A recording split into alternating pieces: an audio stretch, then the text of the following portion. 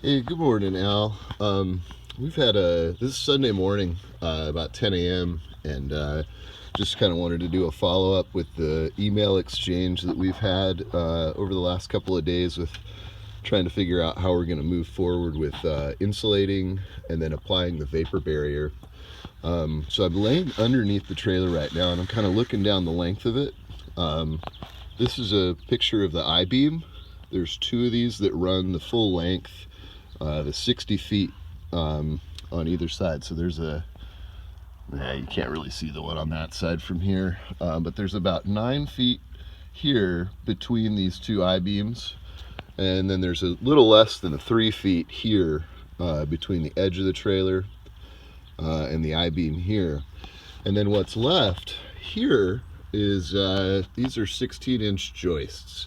So here and here, and these run perpendicular to the length of the trailer. So they're going across left, right, all the way across, and that's what the width of the insulation. So just an idea is that we'd have a batting, we would maybe push it through from the other side, and then extend it that way. And then there are these the guy called them hot wires. Essentially, they're 15 inches, and these are probably 16 inches on center. And so these wires basically go across and then support the insulation up. So installing the insulation is going to be kind of straightforward. I mean, aside from having to go over undulations like this, and then when you look in here, there's existing duct that, the flooring when it was replaced covers that up, and then we had that new ducting that goes inside the house now. So this is pretty much unused. But you've got, beams that go across perpendicular to the length like this. This is kind of the question that comes across is like, this is part of the old vapor barrier. Do I wind up trying to tuck the new vapor barrier up underneath stuff like this? Because this vapor barrier was installed before the house was set onto these I-beams. This vapor barrier goes up and over. You can see it right there. And that's definitely not something that I'll be able to do, obviously, because the weight of the house is sitting on these I-beams. So again, the purpose of this video is really just to kind of convey exactly what I'm dealing with here, and how the idea of the vapor barrier, if I were to tape it once the insulation was up, and if I just had a 3-foot wide section, I could tape it on either side and then kind of continue back over here. I would take a 3-foot section, it'd go partway across, and then I'd seal the two seams across the center. This is where maybe a combination of sizes of this queen would be acceptable, but I've really got to be meticulous on what I buy, because if I have a 3-foot section here and a 9-foot section here, I basically don't want to wind up with too many square feet. The idea of buying a roll that's 1,000 feet, for example, but it's a width of, let's say, 9 or 10 feet, and then just using that on the whole place, is that at some point, in order to cut these sides, there's one on the other side as well, so in order to cut these two 3-foot by 60-foot lengths, I'd have to go outside. I'd be in here first measuring it, and then I'd go outside to cut it, and then I'd pull it back inside to apply it once it was cut. But if I had a 3-foot roll, I could basically take the end and just start tacking it up.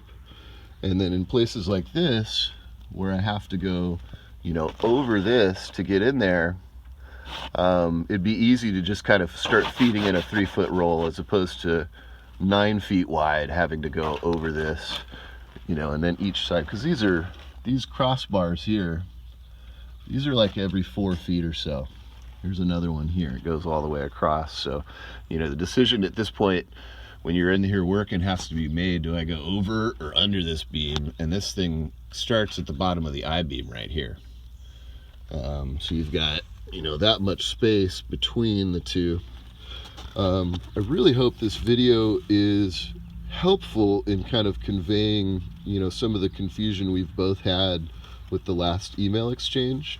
Let me look at my list real quick and make sure I covered everything.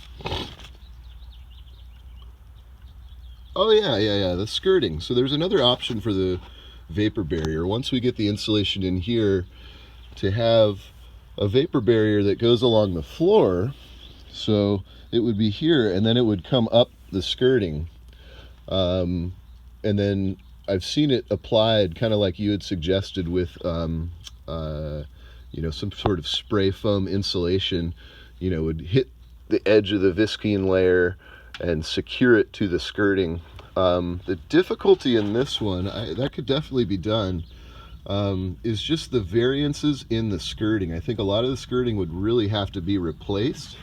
And what I mean by that is that we've got, you know, some sections that look like this that are about 5 feet wide, and then we have sections that are closer to 12 feet wide. You know, there's one that's, I don't know, guesstimate 12 to 14 feet long. And then what I'm left with is, you know, here's a gap. There is a vertical post. There is a vertical post. And those are about 12 feet apart. So in order to attach skirting more often, I would have to put another 2x6 or 2x4, maybe a pair of them, basically kind of frame that out. The other issue that I think we should worry about fairly soon, and before a lot of this goes on, is that when there are still a couple of places, let me set this down, sorry about the camera angles, there are still a couple of places that are missing the joists. So this is terrible light. Okay, so right here, this is the end of some sort of framing, and it stops, and then there's just hollow area. So right in there, there's nothing to attach the skirting to, whereas here we've got this board. So part of this needs to be framed. This is not something that I am capable of doing. I mean, I could slap some 2x4s on here and square it up, but as far as making stuff like this is definitely a I don't know what you'd call it, not necessarily a contractor, but somebody that could build stuff, and that's not me. So I think that might be one of the next things that we have to do, is to, aside from me buying, well, installing rather, insulation and kind of starting there, we need to get somebody out here that can actually frame up some of these edges, so that we actually have something to attach skirting to.